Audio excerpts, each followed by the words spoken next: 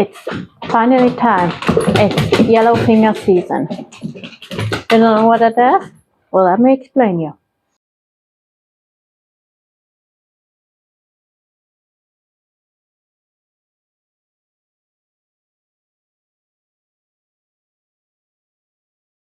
Hi, my name is Kian from Prepared and Sustainable Living, and today is the first of hopefully many episodes of foraging and using plants. And the yellow finger season is just the time where the dandelion comes up. We're gonna go outside in a little bit and I'll show you how I harvest them. And when we are doing that, I will also explain you why I'm so excited of having dandelions. And we at least do one recipe and make the first one, which is dandelion vinegar. Also have found yesterday a different plant in the yard I'm really excited about. I want to show you at the end of the video what it is and why I'm so excited that it came up this year again. So stay tuned. I thought if you already have to go outside to have a look how we normally harvest the dandelions, I can also have the conversation with you outside about why you should start harvesting dandelions. I get the microphone a little bit closer because it's really windy. I hope it doesn't disturb too much. Try to cover it all, but dandelions have really many uses. From the leaves to the roots to the flowers, everything has some nutrients. There are many vitamins like A, C, and K. They have a lot of minerals like iron, calcium, and potassium. They have so with that they help you boosting your immune system, helping with your bone health, and with the overall vitality. Additional to that, they also have a lot of other properties. They aid with digestion and with detoxification. They have anti-inflammatory properties and are diuretic, which makes them really useful for inflammations, for bloating, or for water retention. But now let's go and have a look how I normally harvest them. Alright, so what I normally do is I harvest them. I have a look that they are nicely open and look good. Then I slide in with two of my fingers, really far in front, and just pop them off. This way I can really harvest them fast. And don't worry about over harvesting them. If you're capable of harvesting dandelion in a way that they don't come up anymore, you can make a whole lot of money because people can't get rid of them. And fact is, actually, every time you mow the yard, they come up better. My friend just said, I originally want to do it today because the grass is really high to give him the first cut of the year, but it's still too wet. But he's right. Every time when we mow the yard, they're gonna pop up even more. And if I harvest them and mow it again, they're gonna come up more. So there's almost no way you can over harvest them. But let's go inside and make out of that something delicious. Now we are back inside, and first we're gonna do dandelion vinegar. It's the first recipe I want to share because it's the easiest to make. You really only need vinegar and dandelions. So what the recipe normally does is making 1 cup of dandelion flowers and 1 cup of vinegar. I do know that normally one and one is a little bit low for me, and I decided this time I'm gonna make it double and make 2 cups of dandelions for the 1 cup of vinegar. What you do not need normally for that recipe, what you do have to do for a lot of other recipes, you don't have to take the green stuff off. For a lot of recipes, you're gonna have to do that because they are tasting a little bit better, and that's gonna ruin the recipe for a lot. And just because we already have all the basics for it, I'm gonna show you on those flowers right now how you're gonna do that. Well, a lot of people say just cut the bottom off and you're good. Works fine. I normally do it a little bit easier because I think I'm faster if I just take one hand right above that hard bottom and rip the top off. So I have the anti-green. I have the petals. There is some green on it, and for no recipes whatsoever, it's gonna make a big difference if there are a few of the green petals on. But the bottom part definitely needs to go for most recipes. But not for the recipe for today, so let's keep going with that.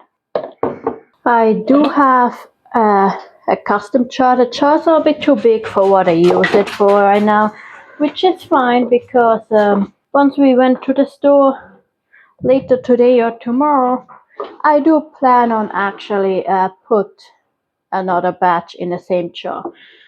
Why I use that one is mason jars are expensive, so I use them for things I really need to can. I don't have to can the vinegar.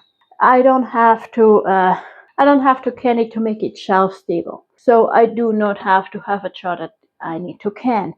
Those jars, like the one here that had jalapenos in it, they always gonna have a certain smell. All the stuff that was fermented, all that stuff that was pickled, you are not gonna get that smell completely out of it, and everything you put in there is gonna get a little bit of that smell.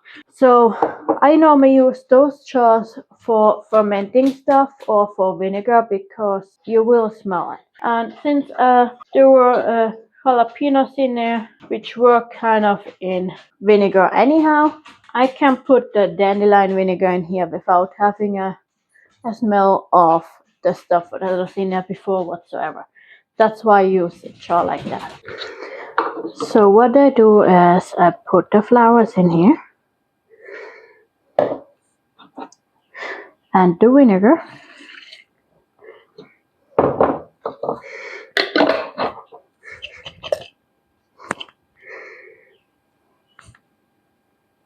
And I just learned, don't make it completely double. The flowers are not completely covered by the vinegar, so I'm gonna have to add another half a cup of vinegar in it. I'll do that off camera.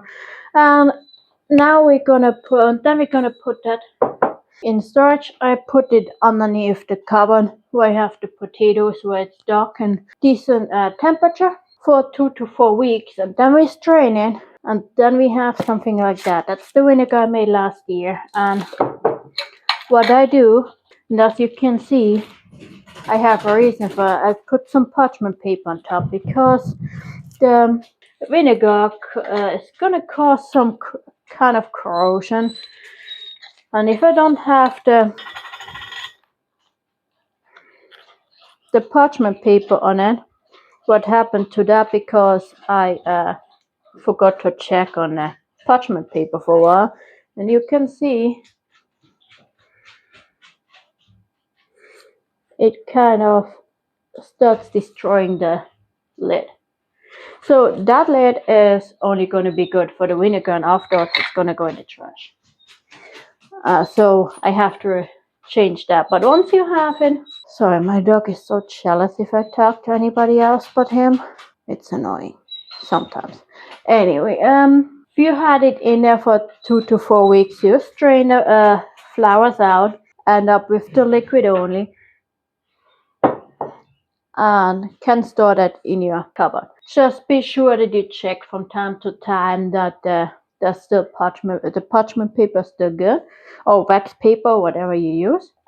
Keep it clean, and it's not gonna go bad on you. When you store it over time, it might get a little bit more potent. It smells like that one. It's much more vinegary than it was last time I checked it. But that's the really simplest recipe you can have. You can use that vinegar to make a salad dressing. You can cook with it. You can, like I said, I'd like to have it a little bit more, the flavor and the taste of the dandelions in. That's why I put more in it.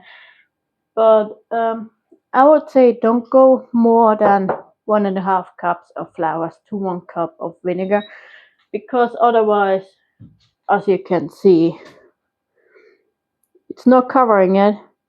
The vinegar is here, the dandelions are here, so I do have to pour another 1/2 cup in there. Or you can squeeze the flowers down with some weight if you want to have it really that potent, so that just get sure that they are covered, and shake it on a regular basis. You don't need to do that daily. I do it when I'm in the kitchen and think of it anyway.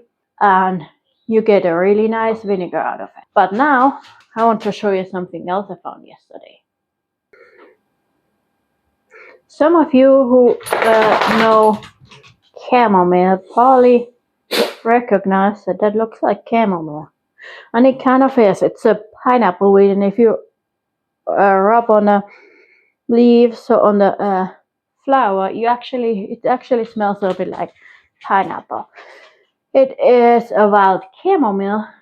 We have it mainly on the gravel and the driveway and stuff like that where it grows. And it makes the same, it has the same properties that chamomile have. And if you want to have something like that, I can make videos like I did to the goldenrod last year, which I make a card for right here. I can make videos to describe what the plant is good for and how to identify and stuff like that for only one plant per video. If you would like to have some of them, let me know what plant you were interested in and I can make that too. But that's gonna get dried so I can use it for tea. You can use the leaves and the flowers, but it's most common to use the flowers, which means it's not gonna get a whole lot of tea because I don't have a lot yet. But it's out now and I keep looking for it and maybe I'm gonna get more. That's all I have for you today. I hope you enjoyed. I do plan on making much more videos. I'll work on making some violet syrup. I hope I can make that and it keeps the color, which would be amazing. I want to make dandelion syrup and honey and cookies and jelly and candy and oil and more stuff.